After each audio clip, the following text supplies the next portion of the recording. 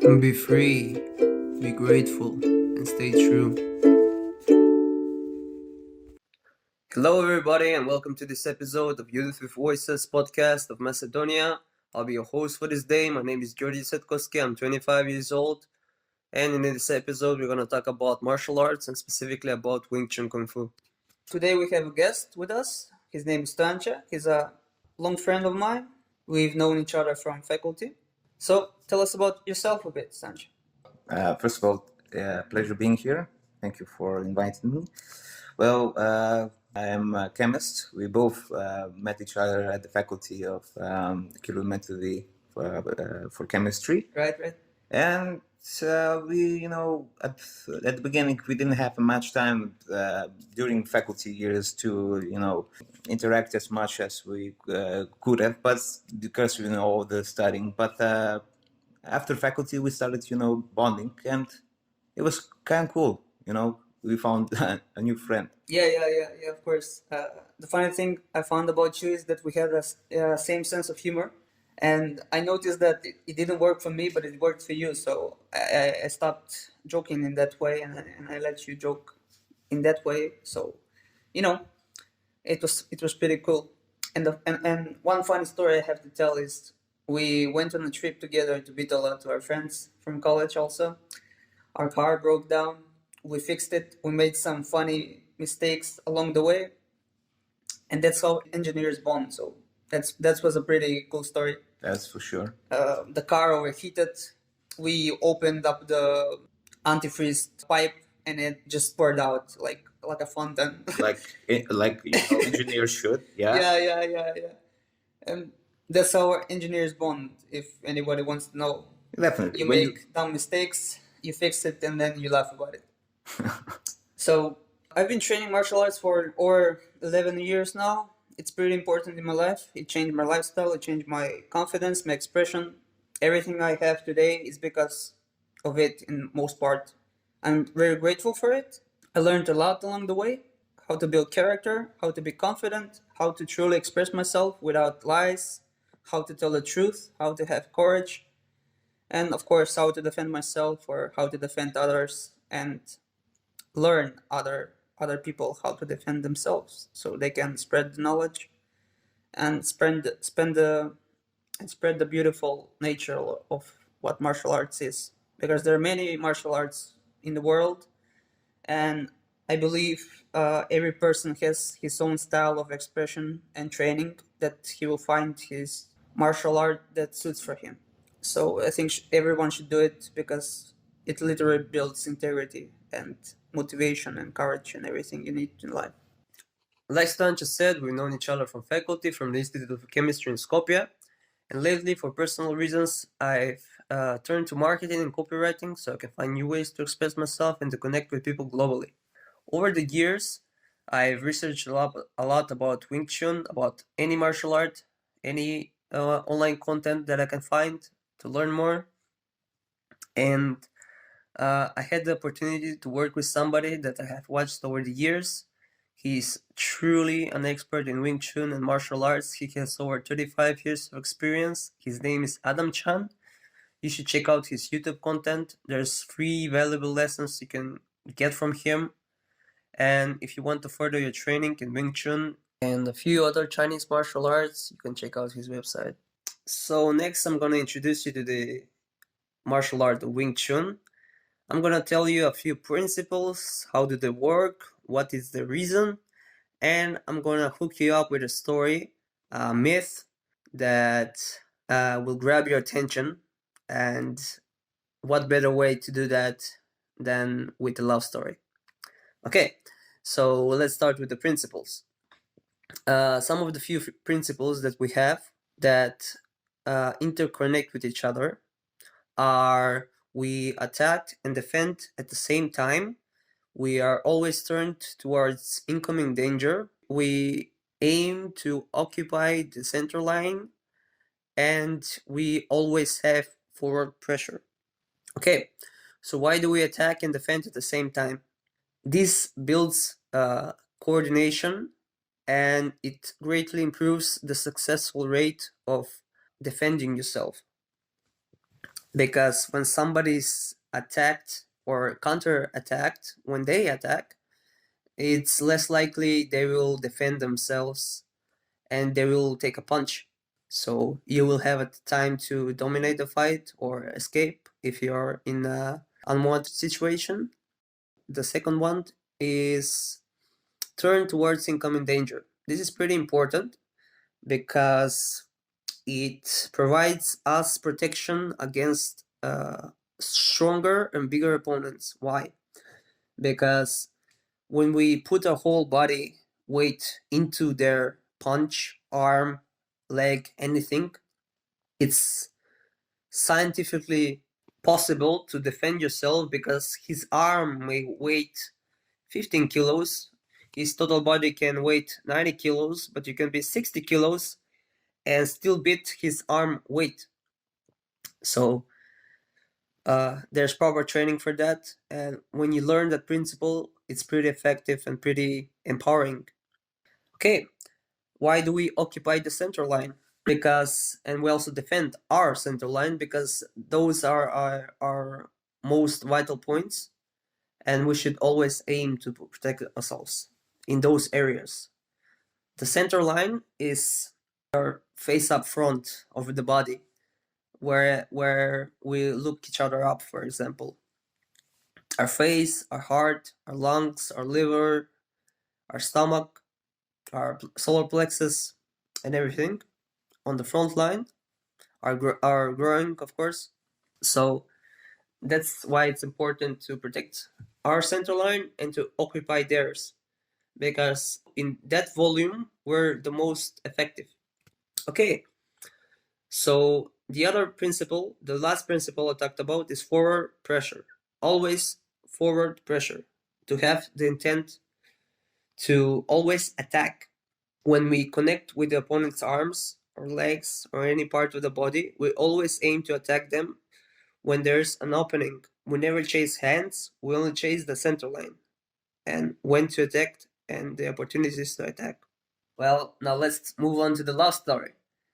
So, like I said, Wing Chun is a relatively young martial art, and about 3 centuries ago, there was a transition from Ming Dynasty to Qing Dynasty, and there was a certain Shaolin temple where there were 5 elders, and one of them was a woman, a Buddhist nun. Her name was Nigmui, and they decided to burn the temple because they were neutral and didn't choose a side between the Qing and Ming Dynasty. So they burned the Shaolin temple, and the 5 elders escaped. And one of them was, like I said, the woman, and she retreated to a nearby village where she met a young, beautiful woman named Wing Chun. So this young, beautiful woman loved a man from a young age, but there was a local warlord, a bully, that wanted to marry her, and he fell in love with her. But she didn't want him, of course, so she challenged him to a duel, and if she won that fight, he could choose any man that she deemed worthy and that she loved to marry. So, this elder woman, Nigmui, she created a style that's a combination from the animal style of snake and crane. So she chose to train this beautiful young lady to defend herself and to beat the local warlord. So after 6 months of training, she transferred her knowledge to this young lady, and she had to duel the warlord. So she dueled him, she fought him, she successfully defended herself and won that fight. And the warlord was ashamed, and he never disrespected her or wanted to marry her. So she had the opportunity to marry the one she loved from a young age, and they made children. They transferred this art that she learned from the elder woman to her children, and that's how the transfer of knowledge and the foundation of Wing Chun started. And the martial art took the name in respect of this young beautiful lady, because her name was Wing Chun, and the martial art started to be called Wing Chun. In translation, Wing Chun means eternal spring. I believe that the reasons for that is to stay youthful, to be healthy, to train this martial art for years to come, even when you're old as a sag, Even if you're 80 years old, 100 years old, you can train this martial art because it's pretty safe, it's pretty economical, and pretty sustainable. So that's the story. Okay, so Stojance, tell me what prompted you to start training Wing Chun, and how was your first training experience with me? Well, about Wing Chun, I had no idea. First time I came across the fighting style, I was watching you on Instagram when you posted the stories when you were training and doing all your moves. So I got interested because it looked very interesting and it looked beautiful at the same time. Mm-hmm. Uh, and about fighting, I thought I knew something about fighting. You think you know at least that first thing you think you should do is just to punch and defend yourself. But having trained with you, and the first time we did train, I came to the realization that it's not that simple. It's not just to punch and defend, but to actually be efficient and doing in that and as well Yeah. to be To be in the moment. to be at the moment and definitely to try to not hurt yourself Yeah, during the yeah. process, because every time when I previously thought you should punch, I extended my arm up outwards, and there was no guard of my body, and I was totally open, and my punch was horrible because all of the momentum of my punch was going towards the air, then going towards the opponent. Yeah. And yeah, it was quite an experience. It was quite humbling. Yeah, and I came across the realization as well that it takes a lot of coordination. It's not just to know how to punch and to do the maneuver, but because, as you said, How to be stable. how to be stable, and definitely how to attack and defend yourself at the same time, which takes quite a coordination of the body and And the mind, yeah. and yeah, it was quite challenging at first. So yeah, it was tough, but interesting. Yeah, anything is challenging at the start. So that's how we learn anything in life. Yeah. I remember what prompted me to start martial arts. I first began learning wrestling freestyle with my friends, with my primary school friends. My friend at the time had a father that was a trainer, so we trained at him, and it was pretty surreal.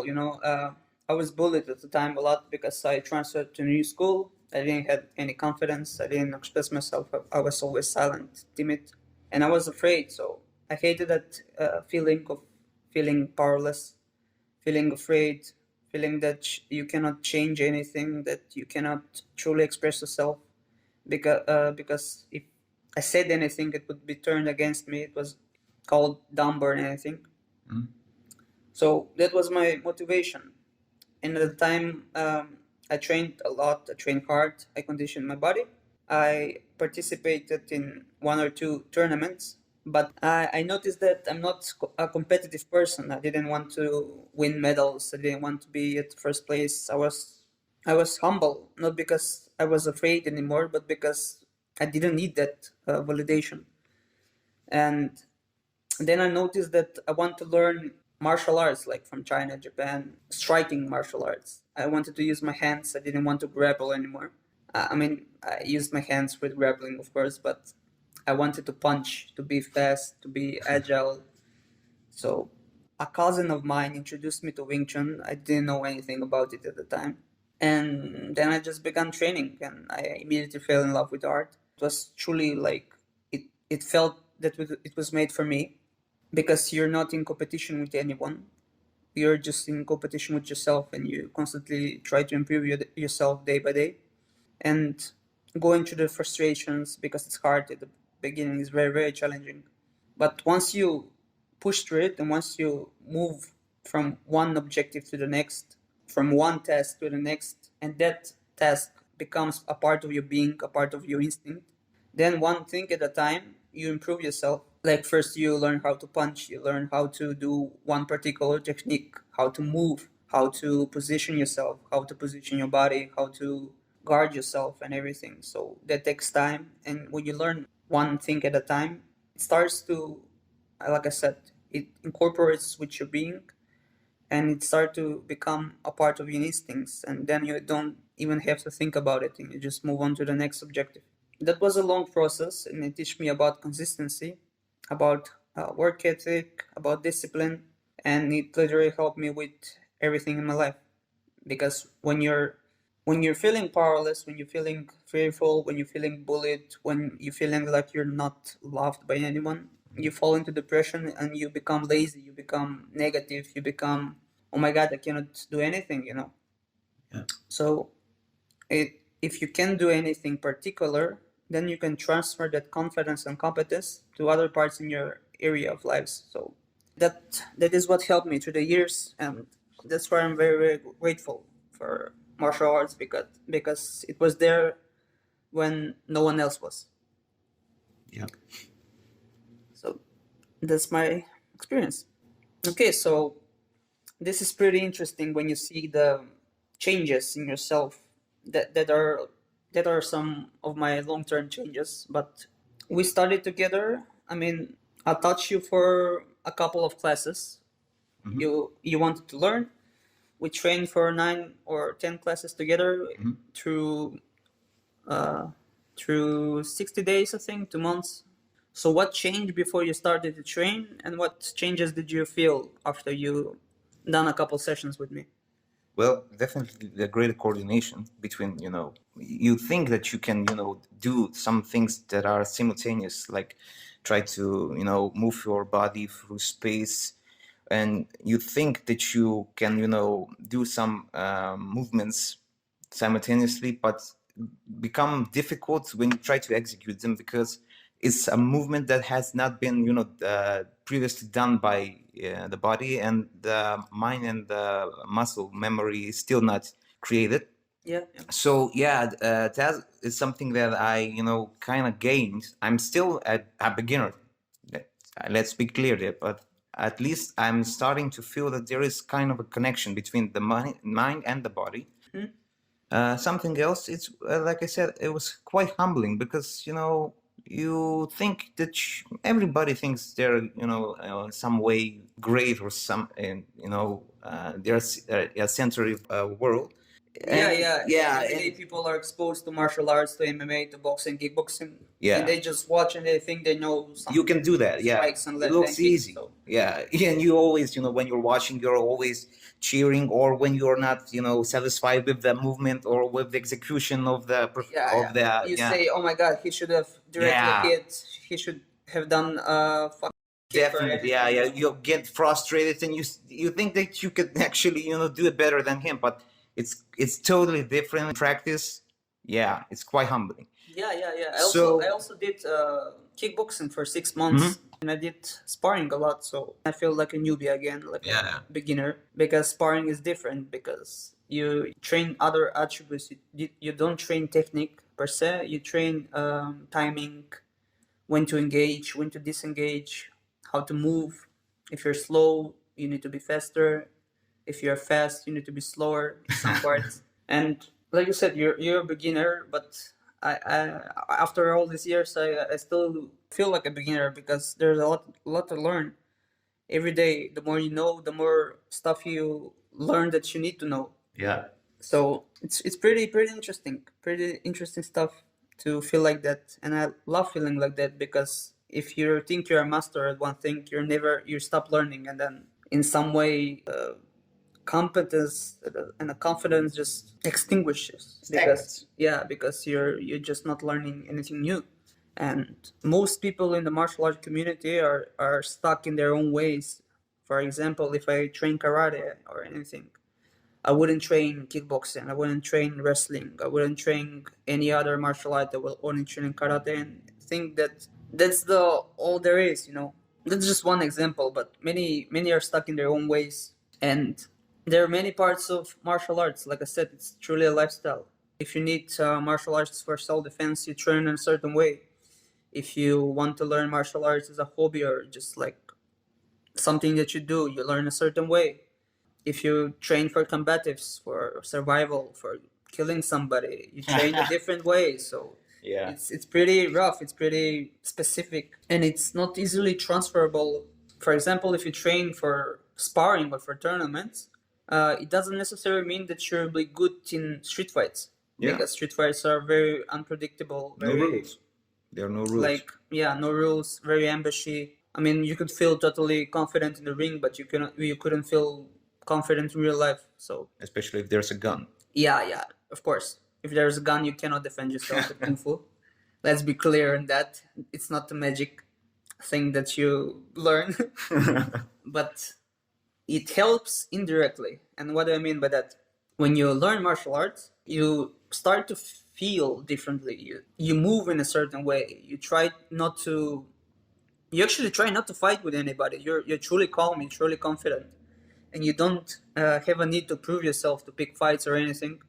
And people notice that, and they start to respect you, and they subconsciously know that you can beat the shit out of them, but they wouldn't test it. So Yeah. they show you a different kind of respect. So that's another part that's beautiful about it. And indirectly, it will help you with conflicts. And like I said, true expression. And true expression means objective criticism, objective arguments, and everything. You're not putting your ego in front of anybody else. So it's like I said, it's truly a humbling experience to do that for long periods of time, years and decades. It truly changes you. So, last question for you, Stancha, is: did you think that I trained you well? Do you have any criticisms, any good points, any bad points? Well, I'm not an expert. I mean, but Of course, but like the beginner's experience. Yeah, Did you feel understood? Did you feel that I transferred the knowledge Oh, yeah, easily? for sure. Okay. Well, I mean, we're close friends, Mm. and you were quite patient with me. Yeah, of Yeah, course, so- I'm patient with anybody that I'm willing to train and is willing to train with me, of course. We all have different styles of expression, so Yeah. I mean, that's why I even started to train people, because I know how I felt and I know how much it helped me, and that was really my main reason to improve my martial arts experience, so I can transfer that knowledge to somebody that was in a similar spot like me, and to truly help him, because in that way I'm helping myself in some weird way. I don't know.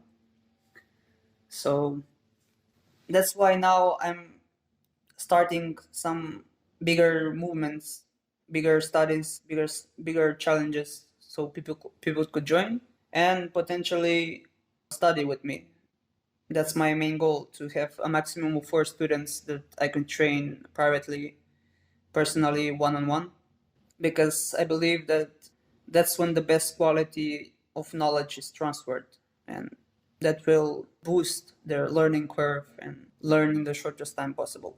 So those are the main reasons why I started training, why I started to teach others, why I started to speak about it, because until now I've been very, very secretive about it, because I didn't want to expose myself, because I don't know, I just felt like that, to live a life like a true Taoist, because of course philosophy has a big part in martial arts. For example, if you follow the Buddhist teachings, if you follow the Confucian's teachings, the Taoist teachings, there's different style of expression and morals and ethics that you follow. For me, for example, I like the Taoist expressions a lot. The philosophy is on point with me, and I mean, I'm on point with the philosophy, so Yeah. I try to integrate it with all parts of my life. And when you combine the physical, the martial arts part with the philosophical, with the mind, with the spirit, with the ethics, you truly have an unstoppable combination of forces. It gives you a lot of courage. So that's another thing that I'm trying to instill in my students, to learn how to be present, how to be mindful, how to reduce stress in your daily life, how to truly focus. Because in today's society, we spread our focus to different platforms, to YouTube, to Instagram, to Facebook, and we have a lot shorter span that we had Oh before. yeah. Attention span wise, yeah. Yeah. So it literally reduces our focus to keep track of one thing and study it and just focus on that thing, and that keeps us dumber and Unproductive. unproductive, dumber, hard to focus, stressful, agitated, and all different kinds of feelings, like hungry, like horny, like anything, like No. angry. Overwhelmed. Yeah, overwhelmed with emotions. Like Yeah. you lose control of yourself. Like you lose control of the feelings that you have. I mean, sometimes you empathize with somebody else's feelings a lot, that you take them upon yourself, and it's not your feelings, Yeah. but it's feelings that the media try to portray to you. Yeah. So that's how you become depressed. That's how you become unstable. And we should be all aware of that and try to control it and try to learn from it to be protective for ourselves. So that's a few examples how martial arts incorporates with daily life, how it helps to reduce anxiety, to reduce anger, emotions, to control emotions. So I think I said everything that I need to say. Do you have anything to say for the end of the podcast, Sanjay? Nothing. It was a pleasure again, and thanks for inviting me. Yeah, thank you for Yeah. being here. Thank you for It was fun. accepting the invite. And by the way, love the story, man. Yeah, of course. That's the story. That's the beginning. So, thank you to Erasmus project, Youth with Voices Lithuania, that funded this project. It was a pleasure to be with you today to talk about my big passion. Pleasure is always mine as well. Yeah, thank you for being here again. Thank you for accepting the invite. Thank you for talking with me.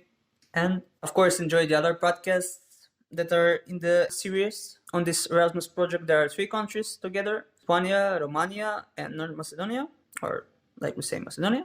Yeah. So there are 6 podcasts in total per country, 18 episodes in total. So I strongly encourage you to listen to the other podcasts as well. It's on different themes, mainly on self-improvement, health issues, and Something that is interests you. something that is of interest to everybody, Yeah. especially to the youth, of course, of Europe and all around the world. So again, thank you for listening. Have a wonderful day and see you in the next episode. Bye bye, everybody. Bye.